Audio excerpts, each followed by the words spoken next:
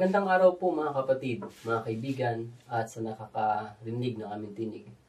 Muli po bilang pagtugon sa panawagan ng Panginoon, kami po ay nandito kasama si kapatid na Mike upang magbigay sa inyo ng impormasyon at ng liwanag ukol sa mga paksa na pinag-uusapan tungkol sa kasulatan. Ang ating pong pag-uusapan ngayon, kasama ko po si kapatid na Mike, ay tungkol sa mga pagkain. Marahil ay may mga naiisip kayo o may mga ideya kayo tungkol sa mga pagkain. Maraming mga tagapagturo ngayon, kapatid na Mike, ang nagtuturo na ang lahat ng bagay, ang lahat ng pagkain ay maaaring kainin. At may mga ibang grupo naman at tagapagturo na nagsasabi na hindi dapat kainin ang lahat ng bagay.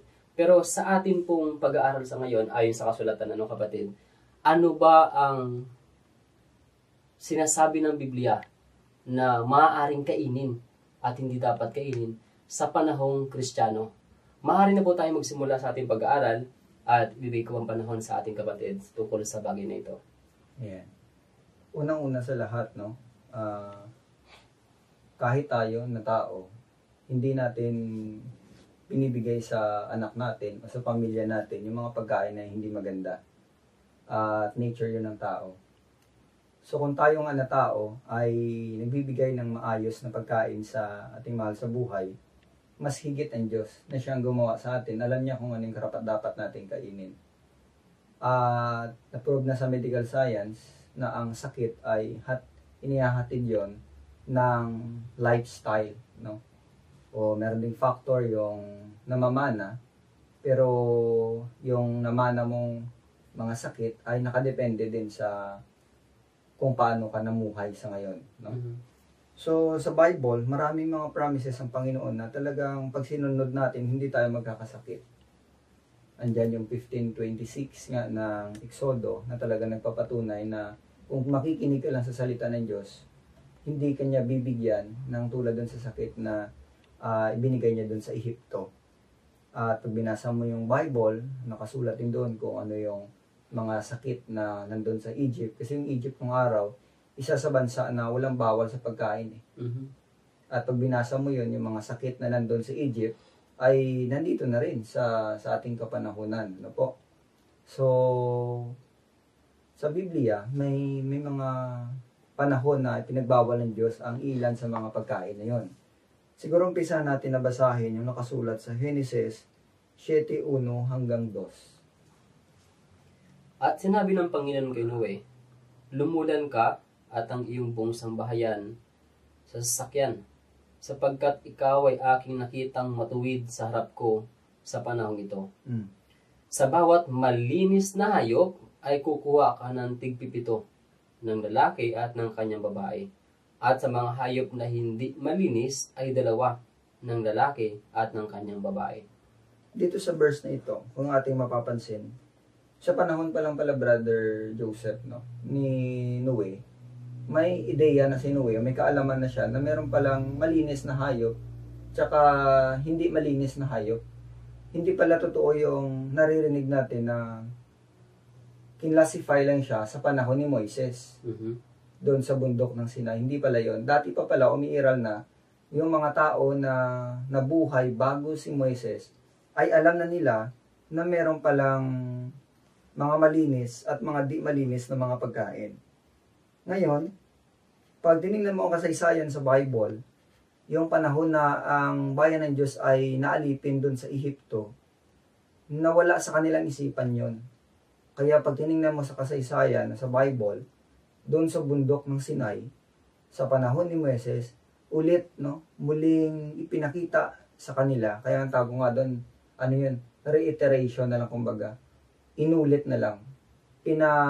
Binigay ulit sa kanila dahil nakalimutan na.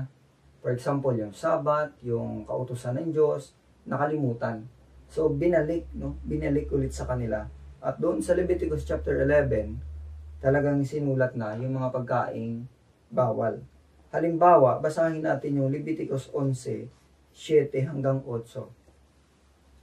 At ang baboy, sapagkat may hati ang paa at baak, datapwat hindi ngumunguya, karamal-dumal nga sa inyo.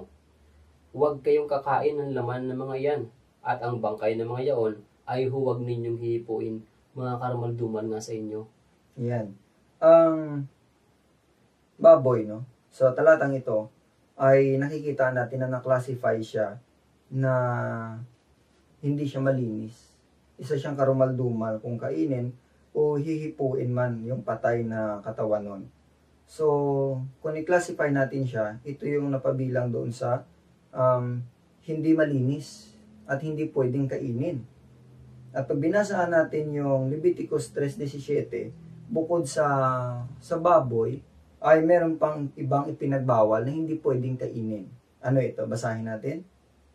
Magiging palatuntunang palagi sa buong panahon ng inyong lahi, sa lahat ng inyong tahanan, na hindi kayo kakain ng taba ni dugo man. Ayan. Sabi dito sa Leviticus 3:17, hindi pwedeng kainin yung dugo, no? Yung baboy, yung mga kasamahan nun, nandun sa Leviticus 11, merong sa impapawid na pinagbabawal, merong mga hayop, no? Na yung kanilang mga kuko ay ginagamit sa paglakad, yung umuusad, no? May mga pagkain na pinagbawal na talagang hindi pwedeng kainin. Ngayon, puntahan natin yung Leviticus 7:26. Sino-sinong mga hayop yun yan, yung binabanggit na hindi pwedeng kainin yung pag nandun yung dugo sa kanila. Basahin natin yung 7:26 na Levitico. At huwag kayong kakain sa anumang paraan ng dugo sa lahat ng inyong tahanan, maging sa ibon o sa mga hayop. Ayan. So, maging sa ibon o sa hayop man, no? Yung mga ibon, bago kainin, for example, yung manok, yung mga ibon, kaya tinatanggal muna yung dugo, no? Yung dugo. So, hindi pwede yung namatay lang na nandun yung dugo. So, halimbawa, nalunod, o di kaya ay nabigti, na hindi nakalabas yung dugo, hindi yun pwedeng kainin. Sa Northern Luzon, merong silang tinatawag na yung pagkain, parang sa Baguio, na anong tawag doon, pinikpikan. Yung pinapalo muna ng pinapalo yung katawan ng, for example, yung pato, pinapalo ng pinapalo, na nakapatiwarik yung ulo na sa ilalim, yung katawan na sa taas, papaluin ng papaluin, hanggang sa mamatay yun. At yung dugo no, na hindi lumabas sa katawan, nakahalo lang sa buong katawan, pag niluto nila, kakainin nila yon. So yung dugo nun ay hindi nakalabas. So, hindi siya pwedeng kainin. Maging dugo ng ibon o maging dugo ng hayop man. Tuloy natin sa 17:12. Kaya't aking sinasabi sa mga anak ni Israel, sino man sa inyo ay huwag kakain ng dugo, ni ang taga-ibang bayan na nakikipamayan sa inyo ay huwag kakain ng dugo. Ayan. So, hindi pwede sa atin, no, yung baboy na basa natin. Hindi rin pwede sa ating kainin yung dugo. Maging Israelita ka man nung araw, o mga taga-ibang bayan na pupunta doon. Sa madaling sabihin yung mga hintil.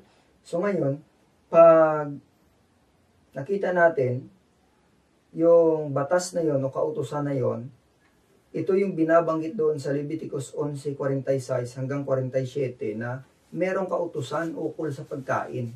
Basahin natin, kapatid. Ito ang kautusan tungkol sa hayop at sa ibon at sa lahat ng may buhay na gumagalaw sa tubig at sa lahat ng nilikha na umuusad sa ibabaw ng lupa, upang lagyan ninyo ng pagkakaiba ang karamaldumal at ang malinis at ang may buhay na makakain at ang may buhay na hindi makakain. Ayan, sabi niya sa 47, upang lagyan ninyo ng pagkakaiba ang karumal-dumal, yun yung di malinis, at ang malinis, at ang mga may buhay na makakain, at ang mga may buhay na hindi makakain. So, meron palang utos na ganun. So, sa katawan natin, sa totoo lang, may epekto din yun eh. Pag kinain natin yung mga ganung bagay. For example, yung baboy nga, pag kinain natin, pag nakatira ka sa lugar na mainit, pwede kang tubuan ng leprosy or ketong. At sa lugar naman na sabihin natin hindi naman masyadong mainit, napakataas din ang content ng cholesterol nun o yung sa taba niya. At nabasa na rin natin dito kanina sa taas na hindi tayo kakain ng taba ni dugo man. Kami mga relihiyon, binabawal nila yung dugo, kain naman ng kain dun sa taba. Ang ganun pa rin. hindi lang siguro napansin na nabawal din yun. So, meron pong batas or kautusan tungkol dun sa mga pagkain na ipinagbabawal. At yun nga po, pagdating sa panahon ng bagong tipan, ang akala natin ay pinatigil na hindi na siya nagpatuloy. Pero pag binasa natin doon sa Gawa 15, nung nagkaroon sila ng pagkakatipon, no? Nagkaroon sila ng council meeting, pinag-usapan ng mga apostol, at yung kanilang desisyon ay pinakita dito na yung utos dati ay nagpatuloy. At meron ditong punto, basahin natin mamaya. Pero bago yun, itingnan muna natin ito. Pakibasa kapatid na Joseph, yung Gawa 15, 28 hanggang 29. Sapagkat minagaling ng Espiritu Santo at namin na huwag kayong atangan ng lalong mabigat na pasanin maliban sa mga bagay na ito na kinakailangan, na kayo'y magsiilag sa mga bagay na inihain sa mga Diyos-Diyosan, at sa dugo, at sa mga biligti, at sa pakikiapid.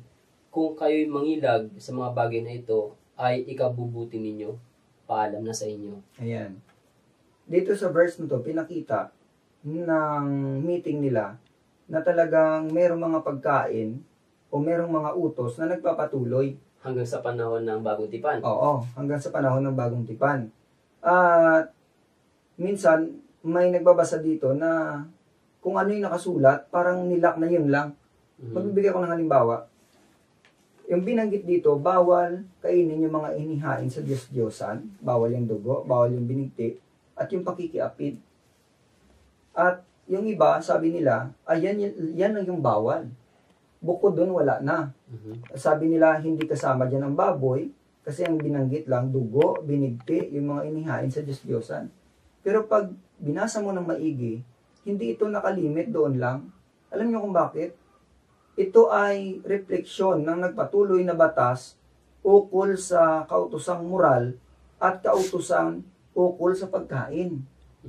Halimbawa, itong pinagbabawal yung pagkain sa inihain sa Diyos-Diyosan, ito ay utos ukol sa Diyos para sa Kanya. Yung pakikiapid, refleksyon ng utos para sa tao.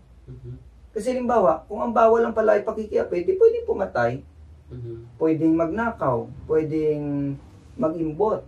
Kasi ang pinagbawal lang, pakikiapid lang. Pero sa tingin ba natin, pakikiapid lang ang pinagbawal? Kundi ito ay parang, sa madaling sabi, ito ay code lang kumbaga, no? Na ito yung mga bawal.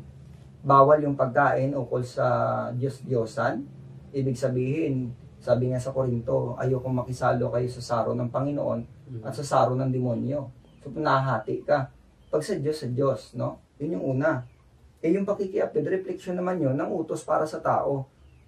At yung pangatlo, yung mga batas ukol sa dugo, binigti, in other words, yun yung utos para sa mga pagkain na ipinagbabawal. Sa mga pagkain na ipinagbawal na. So, klaro dito na itong Gawa 15:28-29, hindi ito lang ang letra por letra na pinagbabawal, kundi reflection lang siya ng mga ipinagbabawal.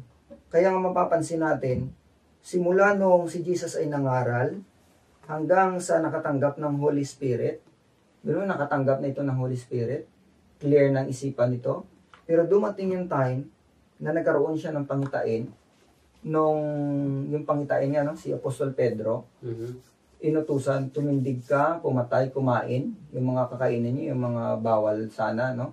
Bigla siyang sumagot sabi niya, mula nung hindi pa ako nakakain yan. Basahin muna natin, no? Nasa 10:14 ng Gawa. Okay, ganito pa sinasabi. Datapwat sinabi ni Pedro, hindi maaari, Panginoon, sapagkat kailanmay hindi ako nakakain ng anumang bagay na marumi at karamaldumal. I-highlight natin yung salitang kailanmay hindi ako nakakain ng anumang bagay na marumi at karumaldumal. Ibig sabihin, simula nung ang Panginoong Hesus ay nangaral, nakinig si Pedro, hanggang sa panahon na ito, sa Gawa 10, talagang hindi siya nakatikim nun. At walang turo ang Panginoon na pwede nang kainin yun. Wala. At clear yun. Nakatanggap ng Holy Spirit, naging clear ang isipan nila Pedro, pero hindi sila kumain nun. At dun sa vision na yon, talagang 3 beses, no, merong tinig ng sabi, kumain ka, no? At meron pa nga doon binanggit sa baba na ang nilinis ng Diyos ay wag mong bilangin na marumi. Naguluhan si Pedro sa kahulugan nun hanggang may dumating doon na tao, yung 3 tao no, na kinuha, na pinadala ni Cornelio. At pagdating doon ni Pedro, nakita niya yung mga tao, no, kamag-anak ni Cornelio. At nung nag-usap-usap sila, no, nagsalita doon si Pedro. Sabi niya, sa Gawa 10:28, anong sabi ni Pedro? Pakibasa. At sinabi niya sa kanila, nalalaman ninyo na hindi matuwid sa isang taong Hudyo na makisama lumapit sa isang taga-ibang bansa. At gayon may ipinakilala sa akin ng Diyos na sino mang tao'y huwag kong tawaging marumi o karamaldumal. Ayan. Ang kaugalian kasi dati, ang mga Hudyo hindi pwedeng lumapit doon sa mga hintil. Bawal. Ganon din ang nakasanayan ni Pedro. Pero pinaalam ng Diyos kay Pedro na sabi niya, ipinakilala sa akin ng Diyos na sino mang tao'y huwag kong tawaging marumi o karumal-dumal. Yung palang pinakita sa kanya na pangitain na merong kumot na bumaba na hinahawakan sa 4 na sulok, merong mga pagkain doon na marurumi na sinabihan siya na tumindig ka, pumatay at kumain. Ang ibig sabihin pala nun, hula yon or pangitain, no? Pangitain siya. Tungkol sa mga hindi niya kababayan. Oo, hindi niya kabayan, no? Or mga hintil. Hindi pa rin nakapatungkol sa pagkain. In short, si Peter ay kailanman, mula nung panahon na yon, hanggang sa sumunod na anong tawag dito? Yung sa unahan, no? Ng panahon na ito, sa Gawa 10, ay hindi talaga nakakain kailanman ng mga pagkain marumi o karumal-dumal. So maliwanag ng mga apostol nating kinikilala at propeta sa Biblia, hindi kumain ng mga pagkain yung pinagbawal. Kumbaga talagang nagpatuloy ang utos na ito na hindi sila kumain ng baboy, ng dugo. At makikita natin nga sa sulat ni Pablo na bilang mga Kristiyano, kailangan natin magsipaglinis. Hindi lang sa espiritual, kundi pati sa katawan. Basahin natin ang 2 Korinto 7:1, kapatid. Yamang taglay natin ang mga pangakong ito, mga minamahal, ay magsipaglinis tayo sa lahat ng karumihan ng laman at ng espiritu. Napakasakdali ng kabanalan sa takot sa Diyos. Ayan. Magsipaglinis tayo sa lahat ng karumihan ng laman at ng espiritu. Magkaiba yon. Lilinisin natin yung espiritu natin, ibig sabihin ng puso, at lilinisin naman natin yung ating laman, yung ating katawan. Sa mga pagkain, ang dugo kasi marami ding dalang sakit eh. Ang dugo ay carrier siya ng sakit. So, bilang mga Christians, pinapakita sa atin na hindi yun pwedeng kainin. Si Apostol Juan naman nagsabi ng ganito, sa 3 Juan, chapter 1, verse 2. Minamahal, aking idinadalangin na sa lahat ng mga bagay ay guminhawa ka at bumuti ang iyong katawan na gaya ng pagginhawa ng iyong kaluluwa. Ayan. So, yung po palang pagginhawa, no? Yung prosperity, dapat dalawa. Gumiginhawa ka sa kaluluwa at kasama din doon, yung focus mo ay meron sa katawan. Hanapin niyo po mga tagapakinig, no? Aming mga minamahal na kapatid. Hanapin ninyo yung nagtuturo ng kalusugan. Yung relihiyon na nagbibigay ng kaalaman ukol sa mga pagkain, inumin na dapat hindi dapat sa katawan at nire-reject akong tawag dito. Kumbaga, yung nagtuturo, no, na ito yung dapat kainin kasi maganda sa katawan, at nagtuturo na tanggalin yung mga masamang kinakain dahil nakakasira sa katawan, yun po ang magandang samahan na relihiyon. At yung relihiyon naman na walang bawal, kahit ano ay pwede lang, delikado yun. Dahil tayo sa ating bahay, hindi nagbibigay ng kahit ano na lang sa anak natin. Yung relihiyon na tama, ganoon din po. May concern sila sa katawan at sa kaluluwa. Yun po ang tinig ng mga apostol na ang sabi nga ni Juan, maginhawa nawa ang inyong kaluluwa, pati ang inyong katawan. Darating po ang araw, susunugin yung mga tao. At ang sabi sa Isaias, itong mga tao na nagpapakabanal. Kapatid, pag binasa natin yon, nung umpisa, akala ko, sabi ko, ba't susunugin yung nagpapakabanal? Banal nga yun eh.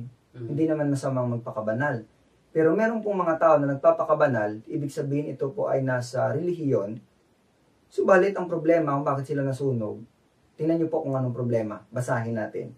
Nakasulat siya sa Isaias 66, ang talata ay 15 hanggang sa 18. Pakibasa kapatid. Sapagkat narito, ang Panginoon ay darating na may Apoy. Apoy. At ang kanyang mga karo ay maging parang ipo-ipo, upang igawad ang kanyang galit na may kapusukan, at ang kanyang saway na may ningas ng apoy. Sapagkat sa pamamagitan ng apoy, makikipagpunyagi ang Panginoon, at sa pamamagitan ng kanyang tabak, sa lahat ng mga tao. At ang mapapatay ng Panginoon ay magiging marami. Silang nagpapakabanal at nagpapakalinis, na nagsisiparoon sa mga halamanan, sa likuran ng isa sa gitna, na kumakain ng laman ng baboy, at ng kasuklam-suklam, at ng daga, sila'y darating sa isang wakas na magkakasama, sabi ng Panginoon. Sapagkat kilala ko ang kanilang mga gawa, at ang kanilang mga pag-iisip. Ang panahon ay dumarating na aking pipisanin ang lahat na bansa, at ang mga maiba't ibang wika, at sila'y makisiparoon at mga kikita ang aking kaluwalhatian. Ayan. Kung niyo pong napansin sa talatang 15 hanggang 16, binanggit po doon ang Panginoon darating, no? At merong apoy. At matutupok, no? Ang sabi dito sa 17, kung ano yung kanilang mga kaugalian.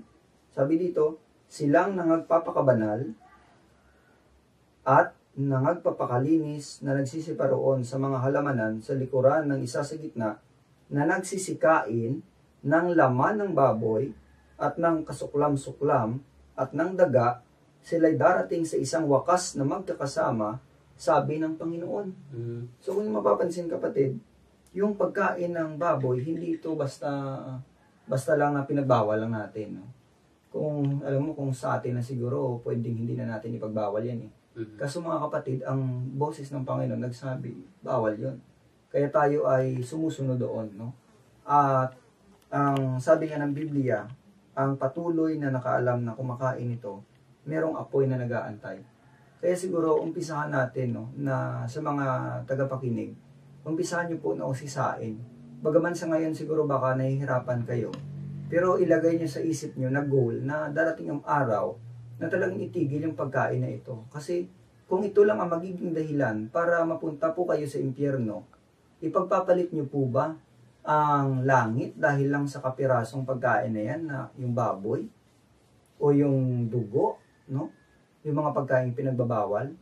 Siguro mas naisin natin na hindi kumain ng mga ganon na makapunta naman sa langit. Tsaka ang dami namang pagkain na pwedeng kainin. Huwag lang yung bawal. Tulad sa nangyari kay Adan at kay Eva, napakarami naman ng puno dun sa halamanan sa Eden, pinili din nila yung bawal. Kaya nagkaroon ng ganito kahabang gulo sa atin dito sa sanlibutan. So, siguro malaking leksyon na yun sa atin, yung nangyari sa kay Adan at kay Eva, na wag na nating ulitin. May mga pagkain pinagbawal sa atin, at wag na natin ding kainin yon dahil hindi yon ikabubuti natin, ikakasama lalo. Bukod doon, sabi naman ng iba, naalala ko dati, merong klase, Brad, no, kapatid, na sa tuwing kumakain kami ng, ako dati Catholic eh, yung batchoy, ano po, ang ginagawa niya, tinatanggal niya yung laman, yung baboy. Pero yung kinakain na, andun yung sabaw, andun yung niki, andun yung mga ingredients pa na iba. Ngayon, nung napasok na ako sa pananampalataya na, at nakita ko ito, doon ko nakita na, ay, hindi pala pwedeng tanggalin mo lang yung laman, andun yung sabaw, tapos go ka na. Basahin natin yung 65, talatang 4 ng Isaias. Na nauupo sa gitna ng mga libingan at tumitigil sa mga lihim na dako, na kumakain ng laman ng baboy at ang sabaw ng mga kasuklam-suklam na mga bagay ay nasa kanilang mga sisidlan. Ayan, so binanggit dito, yung mga kumakain ng baboy, o di kaya, yung sabaw ng mga kasuklam-suklam, no? Dala yung baboy doon. Ng mga kasuklam-suklam ng mga bagay na nasa kanilang mga sisidlan. So, halimbawa sabihin mo, hindi na ako kakain ng baboy. Pero bibili ka ng Knorr cubes na merong flavor na ganon, o di kaya yung mga chichirya na merong barbecue flavor, ingat talaga doon, no? At yung mga noodles na merong pork na flavor, o di kaya yung mga sausawan, or for example, magbanggit na lang siguro ako, no? Yung Mang Tomas na merong liver ng baboy, iiwasan natin bilang mga Christians na sumusunod sa Panginoon. So, yun ang mga pagkain na iingatan natin dahil yan ay pinagbawal ng Panginoon sa atin. Kaya nga po, tulad ng mga apostol, na kailanman ay hindi nakakain ng marumi o ng karumal-dumal, ay ganoon din po ang ating maging buhay. Tayo po ay makikigaya na lang sa kanila. Susundin na lang natin sila. May binabanggit nga dun sa unang Tesalonica, siguro babasahin ko po kapatid, unang Tesalonica 2:14, at ito po ang sabi, sapagkat kayo mga kapatid ay nagsitulad sa mga iglesia ng Diyos na nasa Judea kay Kristo Jesus. So yung ating ginagawa, hindi naman ito bago. Ginaya lang natin doon sa iglesia na nandun sa Judea. Yun yung iglesia ng mga apostol.